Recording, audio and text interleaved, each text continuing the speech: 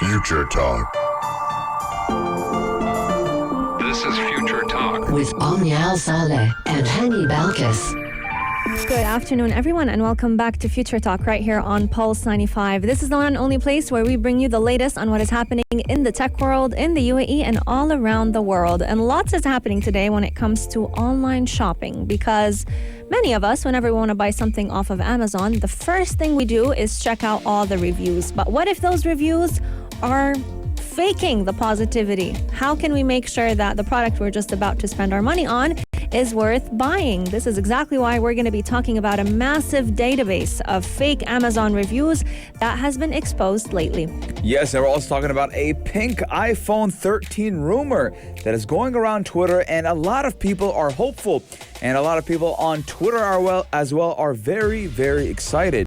Yes, indeed. Coming up on the show as well, we're going to be talking about using video conferencing apps like Zoom and how they may just be able to protect older people in the older generation from diseases like dementia. And that's a very shocking study that I came across that I thought, well, if that could be one of the solutions for helping out with dementia, why not? Yes, and our researcher has found Twitter mulling a paid service called Twitter Blue. Now, it does seem very, very clear that Twitter needs a different source of income. They can't just rely on advertisements, because we're looking at how every now and then they're trying to make a new way for income to circulate around Twitter. Yes, indeed. Coming up on the show, virtual reality is also going to be making an entrance today, because we're talking about how virtual reality is being used in therapy to help people with different phobias and those who struggle with paranoia. Lots and lots is in store right here on the show, so make sure you keep Pulse 95 locked, and we'll be right back. Daily digital news. Bits and bytes connect our world. Bits and bytes do connect our world, ladies and gentlemen, and let's go and talk about online shopping for a quick second now. Now, how many of you go and buy something online, or in particular something on Amazon, and the first thing you do after looking at said product is look at the reviews and see what people are talking about? What do they think about the product? That is the number one thing I do, and to be quite honest, if there is no reviews on a product, I will not buy it. I'm much more less inclined to buy a product if no one said it was good. Yes, but now a major source of fake Amazon reviews have been found, and they are lurking out there. Now, a server containing direct messages between Amazon vendors and customers who do provide those fake reviews were discovered by the cybersecurity website Safety Detectives, and people are furious. Yes, indeed. I would be furious if someone was giving a fake positive review and the product is not good at all. And what a lot of people have been describing this scam, they've been describing it as a fake review scam, because there's about 13 million records. We're talking about almost 7 gigabytes of data that is involving about 200,000 people in unethical activities going on Amazon and just reporting or posting reviews that this product is good. Oh, this was amazing for my skin, when in reality, it's not at all. Fakery on Amazon, not just fake reviews, but also fake products, is a problem that it's been fighting for many years now. They've been creating different databases, algorithms to try and stop people and sellers from posting counterfeit products. But now they're facing the issue with not the products being fake, but people's reviews about them being fake. Yes, and Amazon has been using machine learning tools and human investigators to analyze over 10 million review submissions weekly. And they did say in a statement that they have clear policies for both reviewers and selling partners that do prohibit the abuse of their community features, and they will suspend, ban, and even take legal action against those who do violate those policies. But despite Amazon's best efforts, fake reviews are still out there because reviewers and organizations can realize monetary or even material gains. And one of those common schemes is to compensate a reviewer with a free product in return for a positive review. So we're looking at a win-win situation when it does come to those reviewers getting that product and the person selling the product, or the company selling that product, is getting a good but fake review, and that is unethical, number one. And number two, I do believe that is illegal in the United States and around the world. So I wanted to ask you guys though, How many times have you bought a product off Amazon and it turned out to be fake, or the review wasn't as genuine as you expected it to be? That will be so disappointing, to be honest. But if you're wondering how the fake review process works, usually those Amazon vendors that are looking for their products to be rated or given a great positive review would go ahead and send reviewers a list of items and products that they would like a 5-star review on. These people would go ahead, get their keyboards and start typing. They'd leave the 5-star review, they'd leave amazing comments, and then the fake reviewer will send a message to the vendor with a link to their Amazon profile alongside their PayPal details. Then the reviewer goes ahead and either pays that reviewer with money or sends them free products as a form of payment.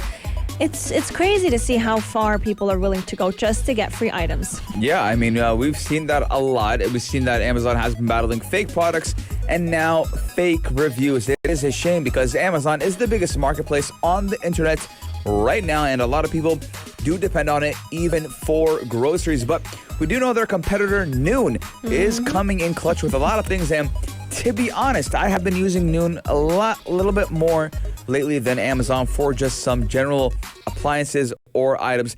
Let us know your guys' thoughts though, 4215 Dora Sluts, or on our Instagram at Pulse95 Radio. We're going to be taking a short break, but when we come back, we're talking all about a pink new iPhone 13, which a lot of people say is the wave. Daily digital news. Bits and bytes connect our world.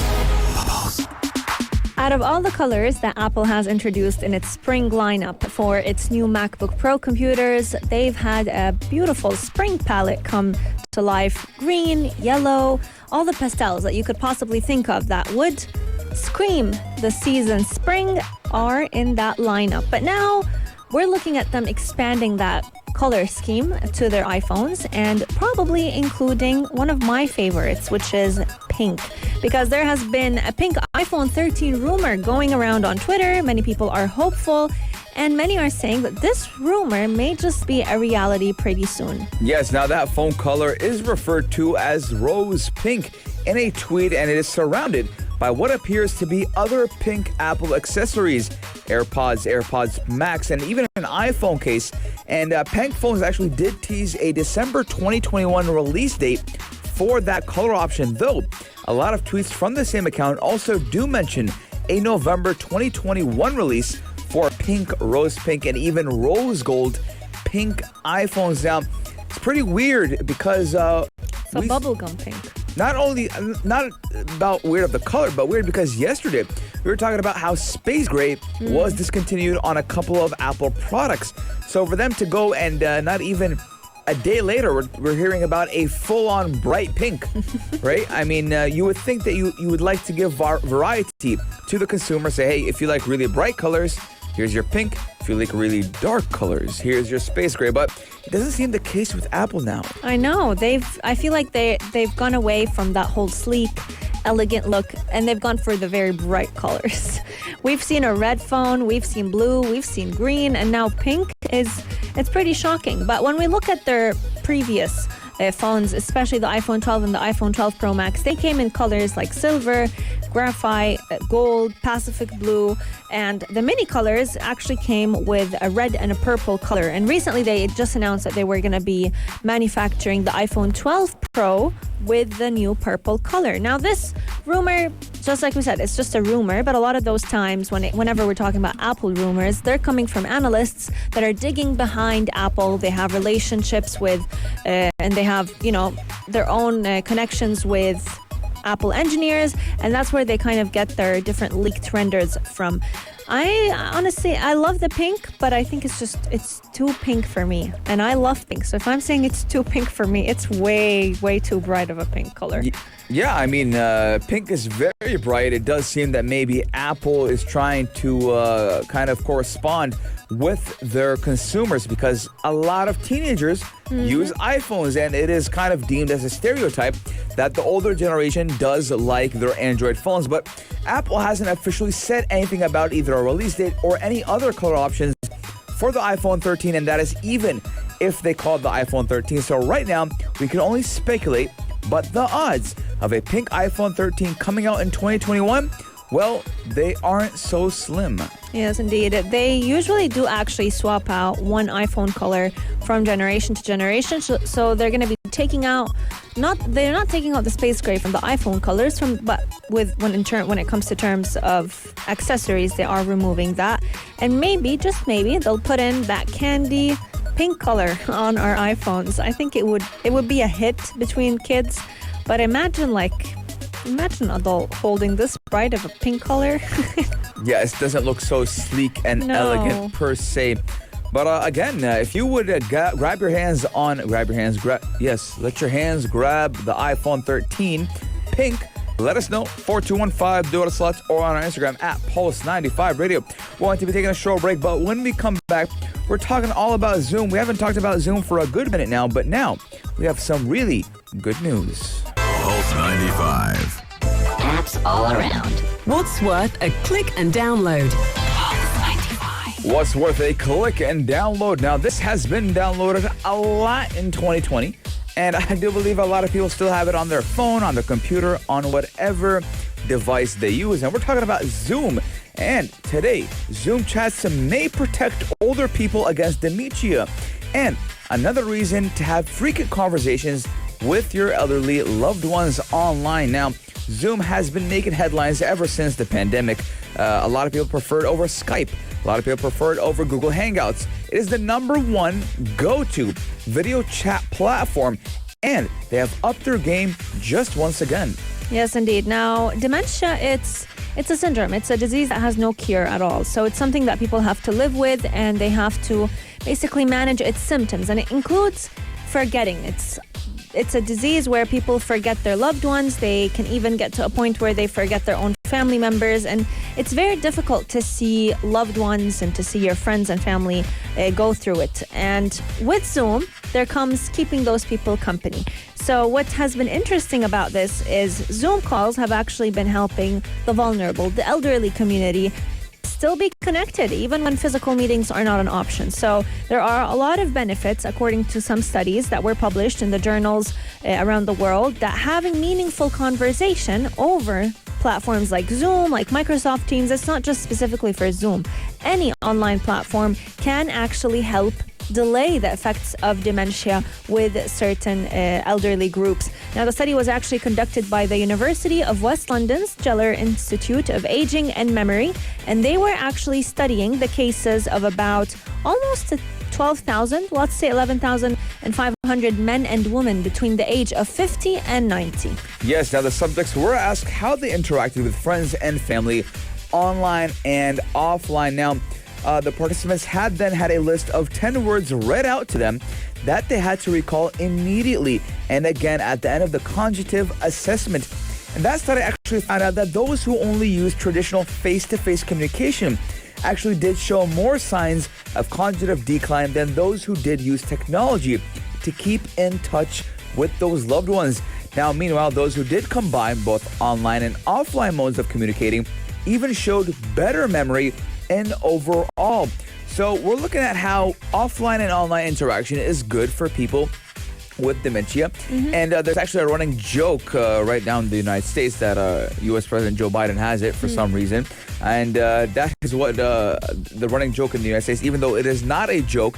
And I'm just looking at this, how it will be very useful to a lot of people. You know, with the COVID-19 pandemic, unfortunately, we cannot visit the elderly just yet. I mean, there are some people, it's a little bit easier than it was before. Yeah, a lot especially of people if you're vaccinated. Yeah, a lot of people have been getting vaccinated. The elderly have been getting vaccinated first, as they are the higher risk category.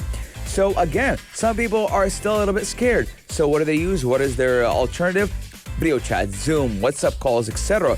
So I'm looking at this as a good thing, because it's not only gives them that comfort that someone is with them, but it is helping their memory. Yes, and especially when it comes to even learning how to use these online platforms. So it was actually helping keep one side of their brain alert, trying to figure out something new that they've never had to deal with before. So engaging with those online platforms, especially when it comes to video conferencing, was actually stimulating their memory functions. They were stimulating their brains and keeping them active.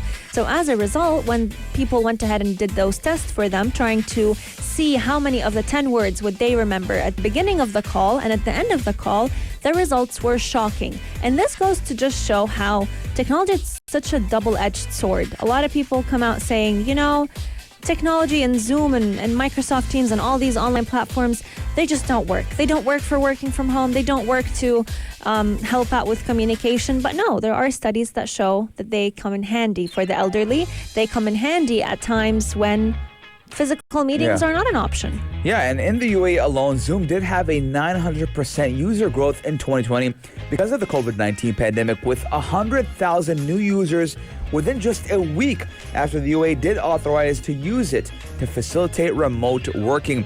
Now, Zoom, for some reason, it does kind of give me PTSD. And it reminds me of our sessions when we were recording the show. Yeah, I mean, I'm not going to lie, kind of miss the lockdown days. Kind of wouldn't mind a quick lockdown for a Don't month. jinx it. Don't jinx it, honey. Wouldn't mind it, to be quite honest. It'd be nice to detach a little bit. But no, all jokes aside and all my turning off aside, I hope we continue the way we're doing, because we are doing great right here in the UAE. Thankfully, the UAE has been doing a great job, and the community members as well have been abiding to the rules and regulations that the UAE has provided us. So hats off to everyone. Again, this is our responsibility.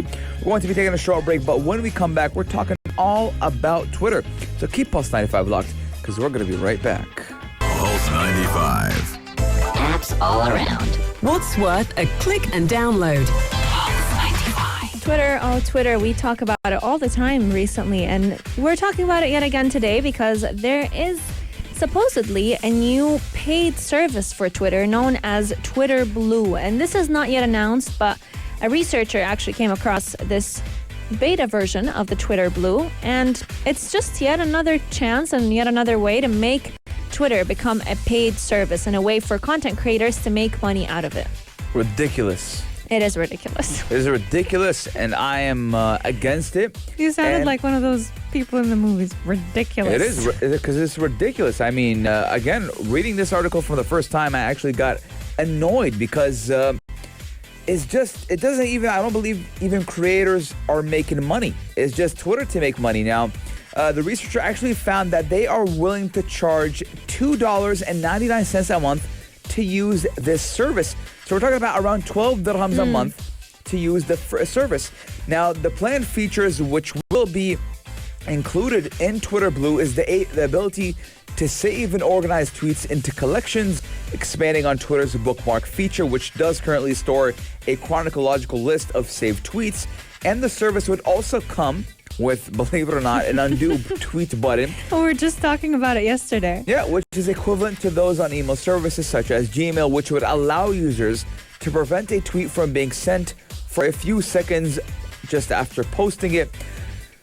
So again, it does. I'm annoyed because what they're doing is they're listening to what the users wanted, which was number one, get that Twitter undo button. But no one wants to pay for Twitter. No one is going to pay for Twitter. That's the thing. And I mean, why would you pay 12 dirhams just to have an undo tweet button?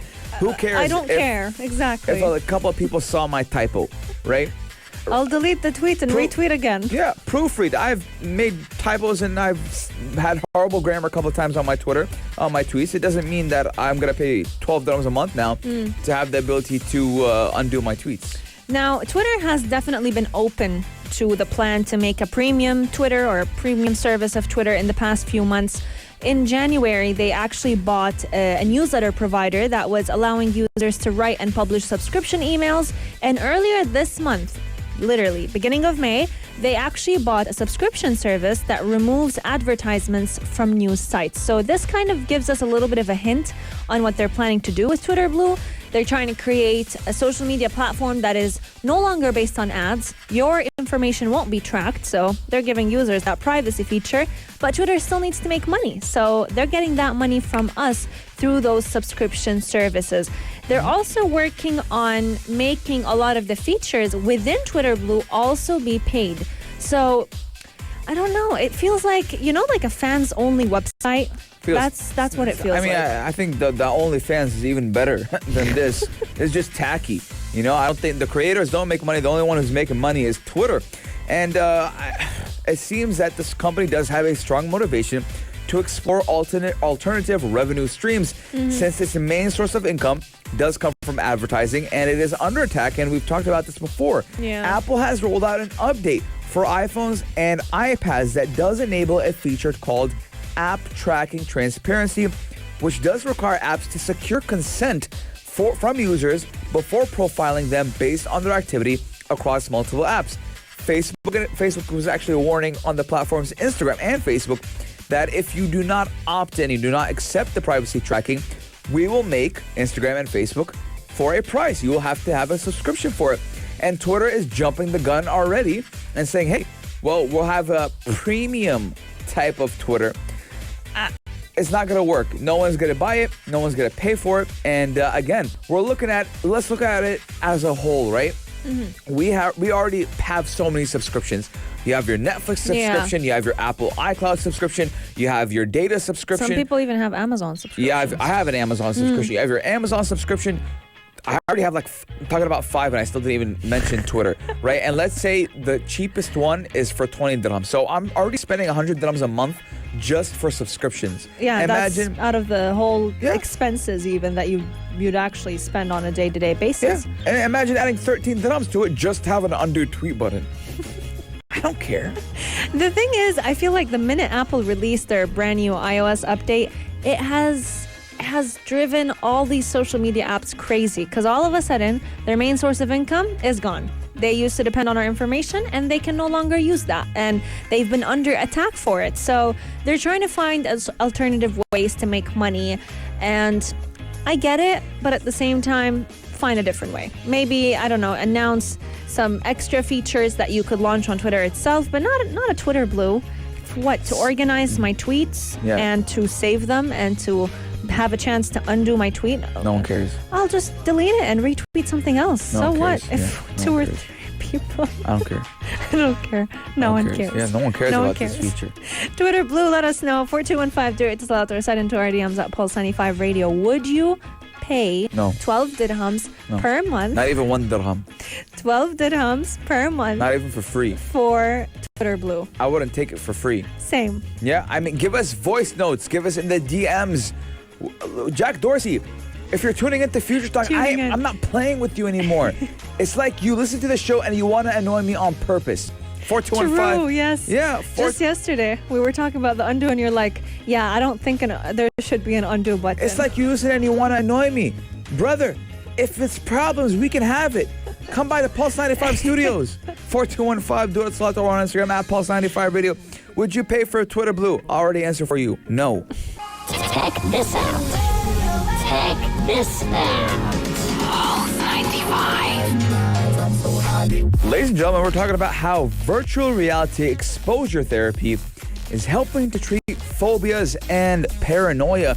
This just goes again to show you how technology is helping us physically and even mentally, and it is helping our health and our well-being. Now, we're talking about how you can actually kind of kill your phobia. For example, let's say spiders, snakes, and lizards. How? Well, they'll hook you up to this VR virtual reality headset, and you can then experience having these snakes and lizards around you, and maybe you get used to it. You get used to it? I think it's interesting because with such a form of therapy, by using virtual reality, you're looking at your body getting used to whatever it is that you're afraid of one bit at a time. So you can control how much you see of that thing that scares you. So let's say I'm afraid of spiders. So maybe with the virtual reality headset, the psychologist could show me 1 spider at a time, and then 2 spiders at a time, and then 3. And who knows, maybe then I would feel... Oh, God. I don't think anyone would get used to that by then. But maybe over time, it would help you get over that fear. Maybe not immediately, but then a little bit at a time, it would help you in the long run. A lot of psychologists have actually been using this virtual reality headset to help people with phobias, especially when they're phobias of things that the usual people wouldn't be afraid of. You know, some people are afraid of water. Others are afraid of, Like, they don't drink water? yeah, a lot of people are afraid of water. They don't drink water? They would drink it, but it's like they're afraid of running water, like tap water. Yeah, you'd be surprised. There's a fear for everything. I found out recently that some Yeah. people are scared of holes. Oh, yes. That's a very if big fear. If they see holes, they can't. You know, I'm not necessarily a phobia, but like I'm afraid of anything that like looks like fungi, like the Bubbles bar, chocolate bar. Yeah. I never even want to see it. Very interesting. Very interesting. I mean, What are you afraid of? Don't tell me nothing. I don't really have a phobia from anything. Maybe emotional phobia. Nothing of a specific thing. No, like maybe. Not really. I don't. Alhamdulillah, yeah, I don't really feel I got phobia from anything. Like I don't like cockroaches, but I'm not scared of them. Like I'm not afraid of snakes. You're but if I right. see a snake, I beat it up. There's a difference between a phobia and then Yeah. a fear. You're absolutely right about that. Yeah, I mean, but again, for those who don't know what virtual reality is, it's actually a futuristic headset which does display an all-encompassing videos of whatever you're afraid of. Or even, for example, let's say some people are afraid of heights. And it does help people manage their anxiety and learn to actually not combat it, but live with that phobia.